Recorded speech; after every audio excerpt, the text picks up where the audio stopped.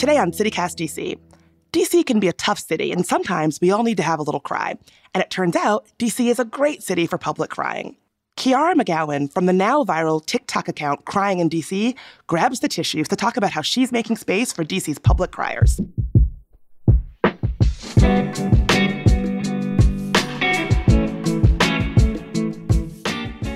Today's Wednesday, August 9th. I'm Bridget Todd, and here's what DC is talking about.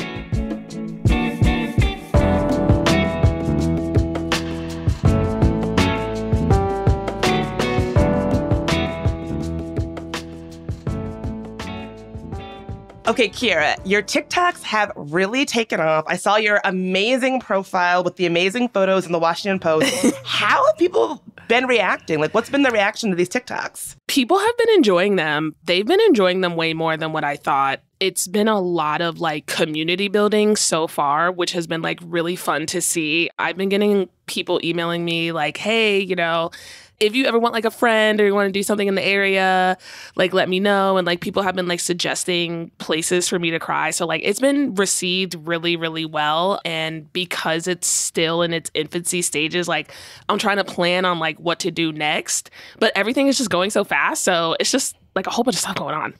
Why do you think it's resonating so much with the DC community specifically? I think that like we're just all going through something right now. Like that's just kind of what it seems to me. Like my most recent video was about me like crying in Adams Morgan, and I posted about how just like I am just like grieving kind of like my past life in terms of like coming up here and what it was like when I had a job, when I was employed, when I was like living in a safe space and like stuff like that.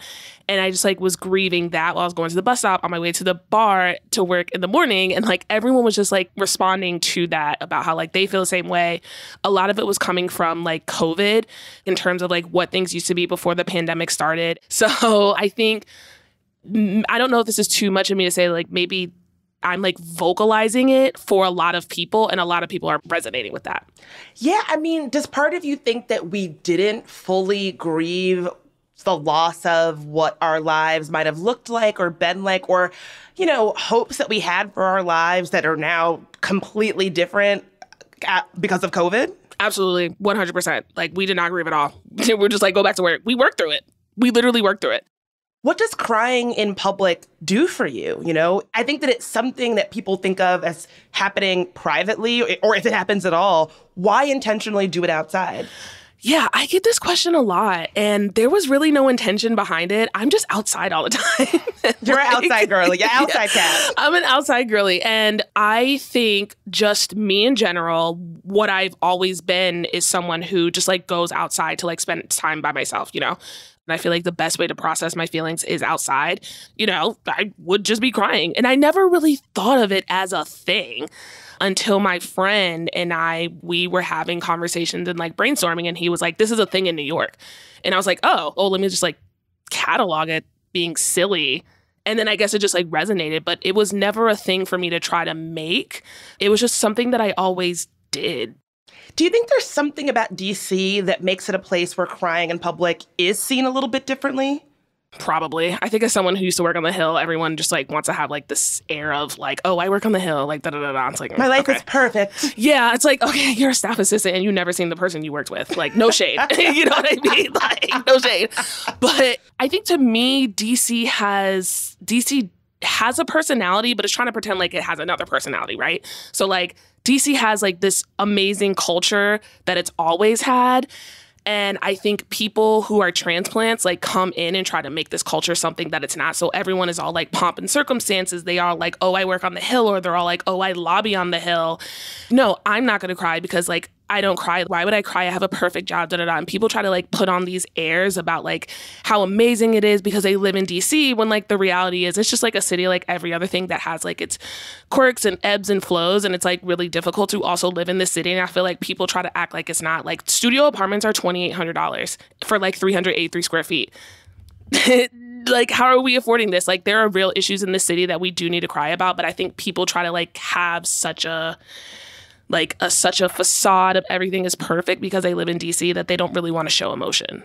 It's not an easy city to live in. It's like a city where it can feel like a lot of competition. If you move here at a certain time in your life, people that you think of as like your friends, your peers, can also in a weird way feel like your competitors, which I think can make it just feel like a little bit of a weird place to express that vulnerability.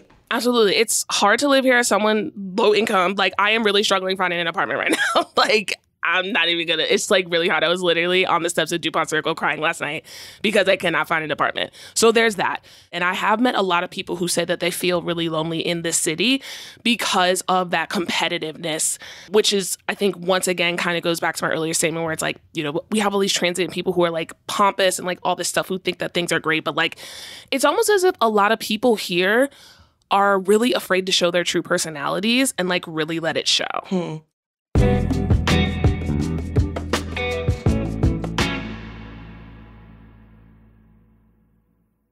Mike, a little birdie told me that somebody recently had a birthday. It is true. Although I thought you were going to say John Riggins and Barack Obama, both of whom share my birthday. That's a good list of people to share birthdays with. So you, Barack Obama, and CityCast DC all have similar, if not the same, birthdays. Right. So, and we are celebrating the CityCast anniversary, doing something live. On August 28th, we are both going to be there for a live anniversary taping and party. I can't wait. It's all happening at Sunny's Pizza in Parkview. It's going to be an anniversary party and live taping. It starts at 5 p.m. and there's going to be a natural wine tasting by Plant Wines. Monday night, taping starts at 6:30, and it'll kind of be a nice fall foliage looking event. We're going to be talking about DC's fall fairs, so getting us ready for the cooler fall weather, which y'all know is my favorite season. And we will be joined by Chelsea Ceruzzo, formerly of Axios, now my Politico colleague. I can't wait. I'm excited to get to hang with you and celebrate both your birthday, CityCast DC's birthday, Barack Obama's birthday, all in one spot. When people see you crying in public, like, how do they respond? No one has ever said anything to me. They're just like, I'm going to pretend to be looking down at my phone. I'm not going to lie. I feel like I've been going through everything and crying in DC with like total authenticity. And like last night, I really had like a breakdown on DuPont Circle, like sitting on the steps of a random building. And there were a whole bunch of people walking past me. And like, they didn't say anything. But I will also say, I'm not like a loud crier. So that could be like a reason why no one really said anything either. Well, do you think that if someone sees someone else crying in public and feels safe and comfortable to do so, that they should be like, hey, sis, are you okay? Like, is there a community cultivation aspect to crying in public that you'd like to see? You know, when girls are like drunk and you see another drunk girl crying, like, yeah, we do need to bring that sense of community back. Like if you see someone crying, like, girl, are you okay? Like, how are things? Like, whatever. I do feel that. I know me personally, I bottle up a lot of my feelings and I have a hard time like crying in front of people. Like even like my mom or like some of my best friends, I just have a hard time like crying in front of them.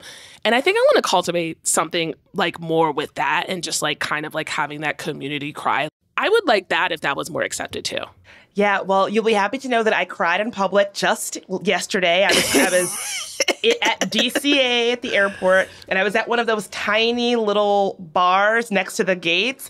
And it was one of those bars where, like, you're, like, ass to ankles. And so there was, like, a white guy in a suit to my right and a white guy in my suit to my left. And we were very, very close quarters. And I just sat there and cried. And neither of them said anything. They intentionally looked straight ahead. Yeah. I 100% love that. Like, you don't have to talk to me. You don't have to ask if I'm okay. Like, you can, but like, if you don't ask, I'm not going to take that personally because like, I am just like in the zone. Like, let me release the tears and then just like keep it moving. But I think anything, you know, and maybe it should be more of like breaking down, obviously, that American individualism and like going up and like seeing if others are okay too.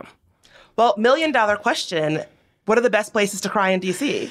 Obviously, anything by the water, so Buzzard Point and the Yards. I think, actually, the Yards, personally. They have, like, the little benches by the water, and then there's, like, a bridge to walk over, and then they have, like, trees.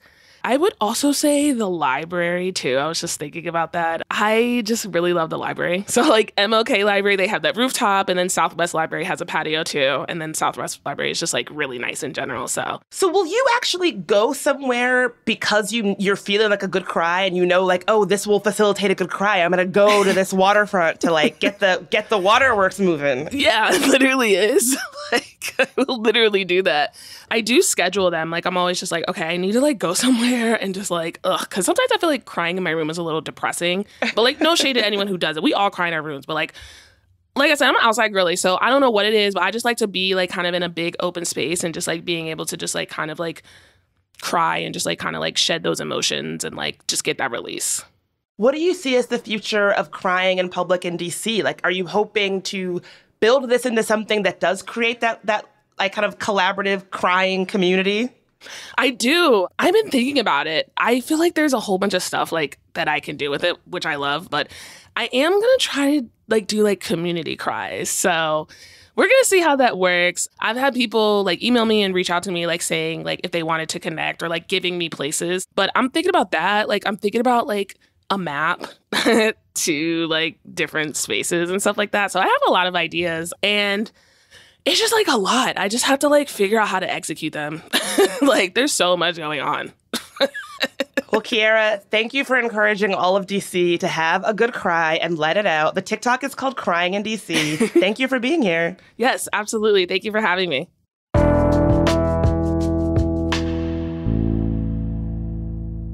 Before you go, here's some quick news. DC's Democratic Party has filed a lawsuit to keep ranked choice voting and open primaries off the November 2024 ballot. It says these election changes would violate local law and the Constitution. The lawsuit's first court date is scheduled for November. Also, the federal government is caught in a legal battle over its plan to remove Arlington Cemetery's Confederate memorial. The statue depicts a Black woman holding the baby of a white Confederate officer and an enslaved man accompanying his enslaver into battle. Those against the statue say it's racist and glosses over slavery's evils, but a group representing the descendants of Confederate soldiers say the statue represents reunification of the North and South, and that the Pentagon should have sought public comment before making a decision. Meanwhile, in more lawsuit news, a neighborhood group is trying to legally block the district from converting a George Washington University dorm into a homeless shelter. The ANC approved the city's plan in June, but the West End DC Community Association says the shelter would lead to an uptick in crime and property devaluation. And finally, it is a proud day for the DMV as Kimberly Winters from Virginia has officially broken the world record for the loudest burp by a woman. Prepare your ears. Measuring at 107.3 decibels, her belch was louder than a blender, an electric handheld drill, and some motorcycles.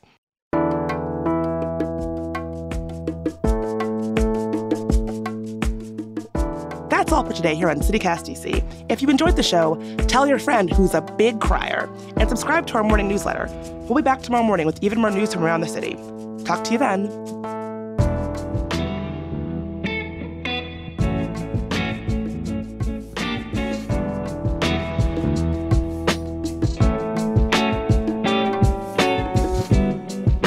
If I ever see you crying on Metro, I'll definitely be like, are you okay? Thank you. I appreciate it.